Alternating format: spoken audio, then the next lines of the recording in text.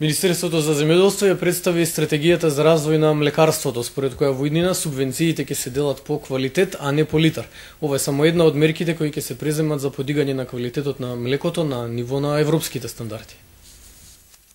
Само 9% од домашното млеко ги задоволува европските стандарди за квалитет. Ова според науката и Министерството за земјоделство во наредните 7 години ќе се подобри со помош на стратегијата според која субвенциите наместо по литар да се доделуваат според квалитетот на млекото. Сточарите ќе имаат 2 години да се прилагодат кон производството кое ќе ги задоволува стандардите.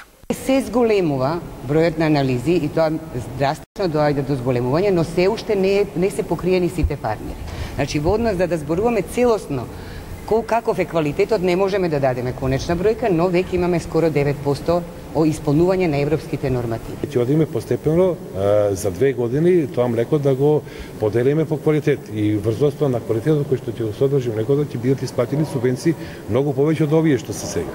Значи, од 3,5 на 4,5 денари за прва класа, за втора класа помалку, за трета класа уште помалку. За целосна контрола на млекото според Димовски ќе треба да се дуплира бројот на лабораториите при што најави отварање и акредитација на уште 2 нови тела. Според земјоделците и науката пак стандардите ќе може да се постигнат само ако се внимава на хигиената, со обезбедување на добра храна која ќе ја трошат високогенетски грла. Посебен стимул за да ги овие резултати ќе бидат и цената на млекото, затоа што ќе се плаќа по квалитет и самите преработувачи ќе го плаќаат млекото по квалитет, но и субвенциите ќе бидат по квалитет.